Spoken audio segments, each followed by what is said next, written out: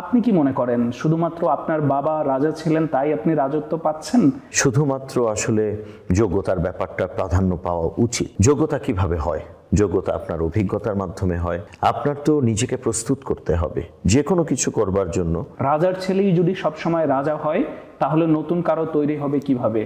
আপনি কি মনে করেন শুধুমাত্র আপনার বাবা রাজা ছিলেন তাই আপনি রাজত্ব পাচ্ছেন, নাকি আপনারও কোনো ডেডিকেশন আছে এই দল এবং জাতির প্রতি? খুব সুন্দর প্রশ্ন, আবারও অসাধারণ ভূমিকা দিয়ে আপনি প্রশ্নটি করলেন, খুব ভালো লাগলো। কেননা এর উত্তর অনেক, আমার অনেক কিছু বলার আছে এই বিষয়ে। একটি হলো আমি একজন একাডেমিক মানুষ।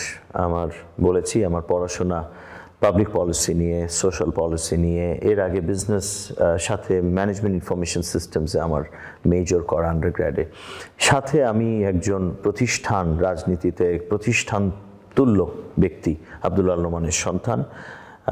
পড়াশোনার কারণে অনেক, এবং এই জীবনের যেভাবে বড় হয়েছি দেখেছি দেশনেত্রীকে, দেখেছি শহীদ প্রেসিডেন্ট জিয়াউর রহমানের দর্শন পড়েছি, এবং এখনও দেখছি একটা অসাধারণ বাস্তবমুখী গণতান্ত্রিক টেকসই উন্নয়নমুখী বাংলাদেশ রাষ্ট্র তৈরি করবার জন্য জনাব তারেক রহমানের কর্মসূচি।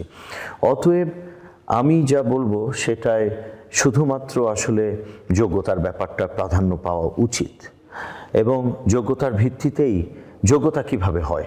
যোগ্যতা আপনার অভিজ্ঞতার মাধ্যমে হয়, আপনার পড়াশোনার মাধ্যমে হয়।